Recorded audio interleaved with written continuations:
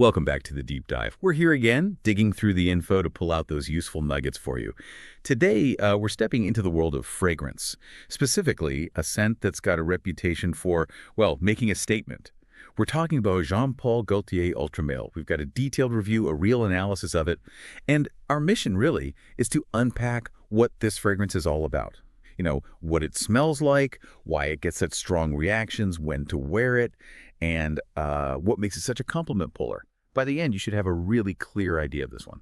Yeah, and it's fascinating because we're not just talking about like a nice smell. We're looking at how a fragrance is almost engineered, Yeah. as a signal, an extension of who you are. Yeah. Ultramale, especially, it feels like it's designed to do something to create an impression. It's kind of a dive into scent psychology.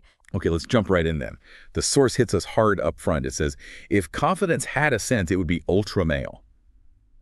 That's quite the statement. What did that actually mean for a fragrance? Okay. It's called an intense twist on the original Lamel. Darker, sweeter, more magnetic for men who own the night. Right. If confidence had a scent, that tells you immediately it's not shy, it's not subtle. When perfumers go for confidence, they're usually thinking bold, long-lasting, something distinctive. And making Lamel darker, sweeter, magnetic, that's changing its whole vibe. Lamel is, fresh, classic. Ultramale is aiming for something. Bolder, darker suggests mystery. Sweeter is that allure. And magnetic, well, that's the pull. And men who on the night just pins down the setting. Social, high energy, where you want to be noticed, remembered. It's like putting yourself out there. Putting yourself out there? I like that. But how?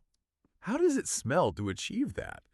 Our source calls it a fruity, spicy oriental blend with a seductive twist. So let's get into the notes. This is where the actual scent comes from. It starts off apparently with a juicy pear blast, which sounds kind of surprising, right? Along with mint, bergamot, and lavender. That's the first hit. Then it moves into the heart, getting warmer. Spicy warmth with cinnamon, clary sage, cumin. And finally, the base. This is what lasts. A creamy, woody base. Vanilla, amber, cedarwood, patchouli.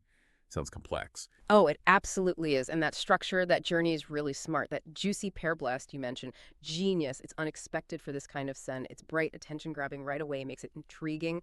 The mint and bergamot keep it from being too sweet, add a bit of zinging, and lavender, well, that's the nod back to the original Lamel's freshness. Yeah, and then, like you said, it shifts. That warmth comes in. Cinnamon is huge here. Warm, spicy, inviting, instantly adds that sensual layer. Clary sage gives it a bit of a deeper, almost herbal, leathery thing, stops it being just sweet, more grown up. And the cumin, that's clever, just a touch, adds this tiny bit of like human warmth. That's part of the seductive twist, really pulls you in.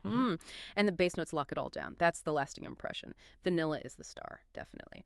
But a rich, almost boozy vanilla, super warm and comforting. That's key for the unforgettable part. Amber just makes it glow. Cedarwood adds that solid woody backbone. Patchouli gives it a bit of earthiness, keeps it grounded. So it's this whole story, from that bright, fruity opening to the deep, warm, dried down. Designed to keep you interested all evening. Wow, okay, hearing it broken down like that really makes sense of how it works. So the big question then is, when do you actually wear something like this? It sounds pretty specific. The source is really clear. Cooler weather and high-energy evenings. See? So seasons. Fall, winter, when that vanilla and cinnamon can really, bloom in the cold air. Occasions, date nights and parties. Perfect for clubbing, dinners out, nightlife, even special events. Bold enough for a party, seductive enough for, close encounters. Definitely not a beach scent then. Oh, absolutely not. And that's crucial. This isn't your spray and go summer scent. The advice to avoid hot weather, take that seriously. It will get overpowering. Heat makes sweet, warm notes like this just explode off the skin. It can become way too much, cloying. But in the cold, that's different. Those rich notes, the vanilla, amber, cinnamon, they project beautifully, controlled, inviting. It's like wearing a warm sweater. Great in winter, terrible in July. So yeah, date nights, parties, clubs, that's its playground. It complements that energy, that intimacy. It's designed to cut through the noise in a club, but also create a warm bubble up close. It's all about using it strategically. Right tool, right time. Right tool, right time. Got it. Okay, performance. This is what everyone wants to know, right? How does it actually do? The source calls it a certified compliment magnet, especially, it notes, from women. And they include quotes like, it smells sexy and addictive, like someone I'd want to be close to. That's pretty direct. Or sweet but masculine. It's bold, confident, and unforgettable. And this one, I'd follow that scent across the room. Wow. Okay, so that lines up perfectly with the whole date night party vibe. Exactly, and those reactions tell you it's hitting the mark. It's not just pleasant, it's triggering something more, that addictive quality. That's likely down to that sweet pear opening pulling you in, then the warm, comforting vanilla and spices holding you there.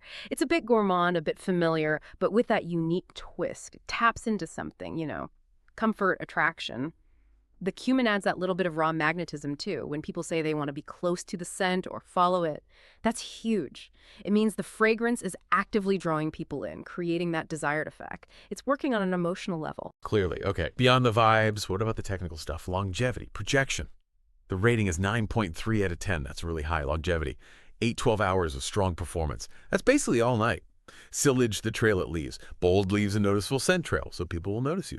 Versatility. We covered that. Best for cool weather and nightwear. And mass appeal. Universally loved, especially by women. That's quite the combo. And those performance stats are absolutely crucial for what this fragrance aims to do. 8 to 12 hours. That means it won't disappear on you halfway through the night. It's reliable. You put it on, it stays with you. That's confidence right there. It's down to the strong base notes vanilla, amber, they just last, and bold sillage. That means it gets noticed, it projects. In a busy environment like a party or club, it needs that strength to cut through. It announces your presence before you even speak, in a way. For something designed to get compliments, these aren't just nice-to-haves, they're essential. It has to perform. And being universally loved, despite being so bold, that's impressive. It means it's distinct but still very appealing. Not weird, just magnetic. It really nails that balance. So let's wrap this up. We've gone deep into Jean-Paul Gaultier Ultra Male. We found it's bold, definitely sweet, undeniably seductive. That mix of pear, cinnamon, vanilla, it's pretty unique, and it clearly works. Turns heads, gets compliments, but definitely best for those cooler nights out, high-energy situations. Yeah, it really comes across as a deliberate choice, doesn't it? Not just a random spray.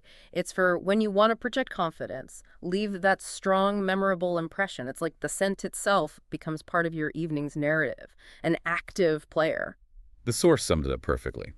Ultra Male is unapologetically bold, sweet, and seductive. Spray it on, step into the night, and let your scent do the talking. Which kind of leaves us with a final thought, doesn't it? If a scent can truly do the talking, convey confidence, allure, what message do you want your fragrance to send about you? How much thought do we give to that nonverbal signal? How a scent tells a story about you, your mood, your intentions, before you even say hello? Something to think about.